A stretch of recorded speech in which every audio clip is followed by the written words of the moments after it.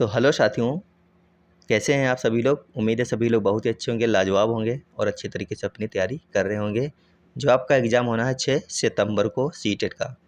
तो आज की अपनी ये क्लास रहने वाली है मैथ्स पेडागोजी क्लास। यहाँ पर हम लोग करने वाले हैं 15 क्वेश्चन, क्योंकि आपको मैथ्स में 15 क्वेश्चन पेडागोजी को देखने को मिलने वाले हैं, चाहे 15 हो, चाहे 14 हो, या फिर 16 भी हो सकते हैं। तो आज की ये क्लास काफ़ी इंपॉर्टेंट रहने वाली है, क्योंकि सारे के सारे क्वेश्चन आपके प्रीवियस ईयर क्वेश्चन हैं। क्वेश्चन नंबर 1 आपको दिख ही रहा होगा। आप लोग बताइए इसका सही आंसर क्या हो जाएगा। अगर क्लास अच्छी लगे तो क्लास को जरूर लाइक कीजिएगा। चैनल पर पहली बार आए तो चैनल को सब्सक्राइब जरूर कर लीजिए सभी लोग। क्वेश्चन लिखा है आपके सामने, गणित में अमूर्तता को बढ़ावा देने के लिए मूर्त, अर्धमूर्त, अमूर्त दृष्टिकोण का प्रस्ताव किसने दिया था। इंपॉर्टेंट क्वेश्चन है, बताइए क्या सही हो जाएगा। कई बार आपके एग्जाम में बन भी चुका है ये क्वेश्चन। पहला ऑप्शन है जीन पियाजे, दूसरा ऑप्शन है जेरोम ब्रूनर, जबकि तीसरा ऑप्शन है लेव वाइगोस्की, चौथा ऑप्शन है बीएफ स्किनर। बताइए इसमें क्या सही हो जाएगा। तो यहाँ पर जो आपका सही हो जाएगा वो आपका हो जाएगा जेरोम ब्रूनर, यानी ऑप्शन नंबर बी यहाँ पर सही रहने वाला है। क्वेश्चन नंबर 2 है, एक छात्र बीजगणित में a प्लस बी का होल स्क्वायर बराबर a square plus B square लिखता है। इस प्रकार की त्रुटि को गणितीय शिक्षा शास्त्र में क्या कहा जाता है।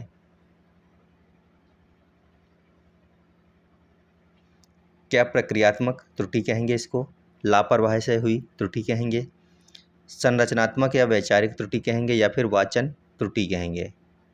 बताइए क्या इसमें सही हो जाएगा।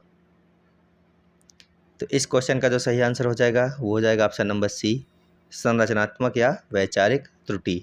ऑप्शन नंबर ए, बी और डी आपके यहाँ पर तीनों ही गलत है। क्वेश्चन नंबर 3 है, गणित में समस्या समाधान की ह्यूरिस्टिक विधि का मुख्य उद्देश्य क्या है। बताइए सभी लोग, गणित में समस्या समाधान की ह्यूरिस्टिक विधि का मुख्य उद्देश्य क्या है।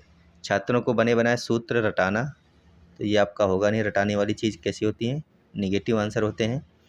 बी देखिए लिखा है, छात्रों में खोज करने और स्वयं सीखने की प्रवृत्ति का विकास करना। बी आपका सबसे पॉजिटिव आंसर है, यही आपका सही हो जाएगा। उसके आगे देखिए लिखा है, शिक्षक द्वारा ब्लैक बोर्ड पर सारे सवाल हल करना, ये भी गलत है। केवल वाला भी गलत है आपका, देखिए लिखा है केवल। तो आपके पास में सही आंसर है ऑप्शन नंबर बी यहाँ पर। क्लास अच्छी लग रही तो सभी लोग लाइक कर लीजिए। अगला क्वेश्चन है क्वेश्चन नंबर 4। क्वेश्चन लिखा है, गणितीय सोच के संदर्भ में, गणितीय सोच के संदर्भ में कंजक्चर का क्या अर्थ होता है। एक ऐसा नियम जो सिद्ध हो चुका है, या फिर एक ऐसा गणितीय कथन या अनुमान जो सच प्रतीत होता है लेकिन जिसे अभी तक सिद्ध नहीं किया गया। गणित एक कठिन सूत्र है, या फिर ज्यामिति की एक परिभाषा। तो ये भी गलत है। सही कौन सा हो जाएगा आपका, ऑप्शन नंबर बी सही हो जाएगा।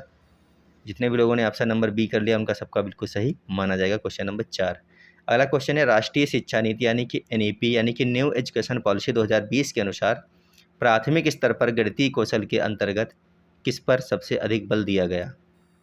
केवल, तो यहाँ पर आपका पहला ही कट गया देखते हुए। बी ऑप्शन लिखा है, संख्यात्मक ज्ञान और बुनियादी साक्षरता पर, यह आपका सही हो जाएगा। बी वाला आपका बिल्कुल सही और सटीक आंसर है। उसके बाद में लिखा था कैलकुलेटर के उपयोग को बढ़ावा देता है, नहीं।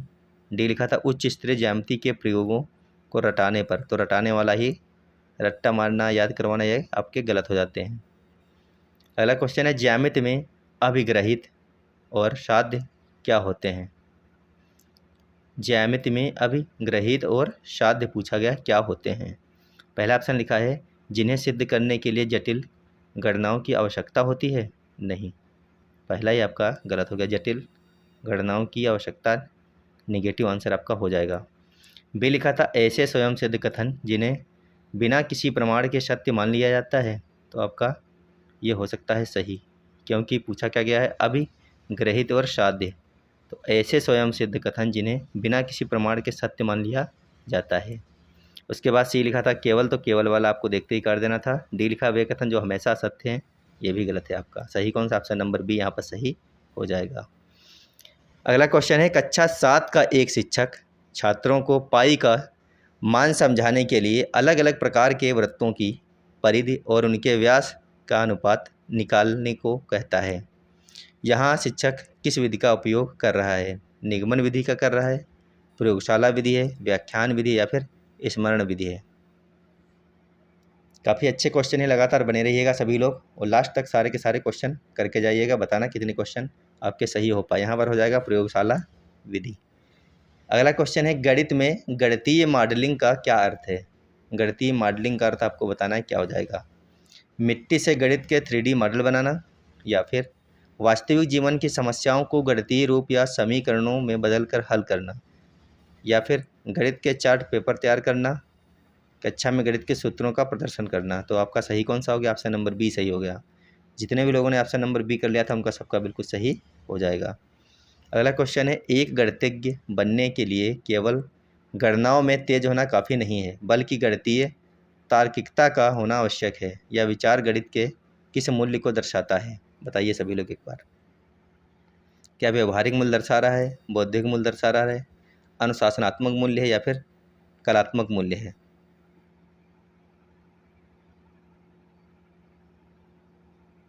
तो यहाँ पर आपका सही आंसर हो जाएगा ऑप्शन नंबर बी, बौद्धिक मूल्य को दर्शा रहा है। क्वेश्चन नंबर 10 है, गणित की कक्षा में ओपन एंडेड यानी कि मुक्त अंत वाले प्रश्नों का मुख्य लाभ क्या होता है? इनका केवल, तो जहाँ पर केवल लिखा होता है वो पहले गलत हो गया। ये छात्रों को अपसारी चिंतन और सृजनात्मकता को बढ़ावा देते हैं, ये आपका सही हो सकता है। आगे देखिए लिखा है, इसमें छात्र भ्रमित होते हैं, तो आपका गलत हो जाएगा। डी लिखा था केवल, तो ये केवल वाला पहले ही गलत हो जाते हैं आपको पता ही, आगे नहीं हम लोग पढ़ते हैं। सही कौन सा हो गया? ये छात्रों में अपसारी चिंतन और सृजनात्मकता को बढ़ावा देते हैं। ऑप्शन नंबर बी सही हो जाएगा। क्वेश्चन नंबर 11 लिखा है, पोलिया के अनुसार गणित में समस्या समाधान के 4 चरणों का सही क्रम क्या है? पोलिया के अनुसार पूछा गया है। पहला ऑप्शन है योजना बनाना, योजना लागू करना, उत्तर की जांच करना, प्रश्न समझना। तो क्या पहला ऑप्शन सही आपको लग रहा है? नहीं, ये हो गया गलत। तो सही कौन सा है? समस्या को समझा जाता है सबसे पहले, फिर उसकी योजना बनाई जाती है, फिर योजना को लागू करते हैं, उसके बाद में पुनरावलोकन या जांच की जाती है। पोलिया के अनुसार ऑप्शन नंबर बी आपका सही हो जाएगा। ऑप्शन नंबर सी और डी दोनों ही यहाँ पर गलत हैं। आगे देखिए क्वेश्चन है 12, गणित में पोर्टफोलियो का उपयोग किस लिए किया जाता है? तो देखिए पहला ऑप्शन लिखा था केवल सत्र, तो केवल वाला गलत ही होता है।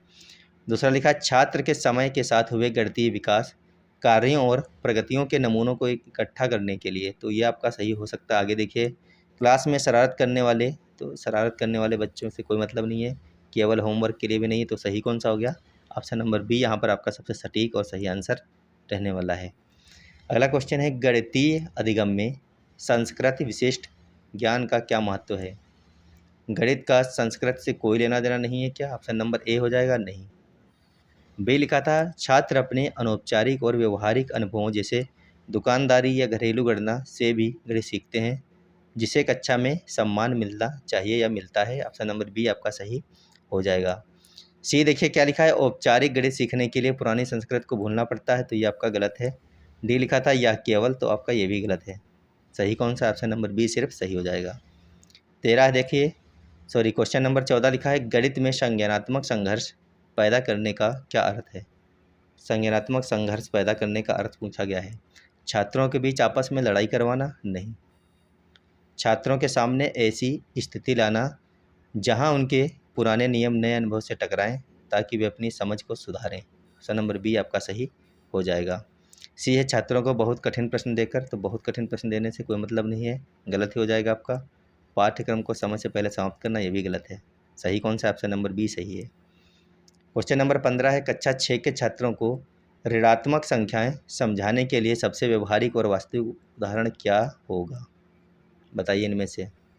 केवल, तो यहाँ पर पहला ही ऑप्शन कट गया, केवल लिखा है। बी लिखा था समुद्र तल से गहराई, तापमान का शून्य से नीचे जाना, या बैंक खातों से पैसे निकालना, कर्ज आदि। तो आपका ऑप्शन नंबर बी सही हो जाएगा। सी लिखा था अलजेब्रा के कठिन सूत्र, कठिन वाला हो जाता है निगेटिव आंसर।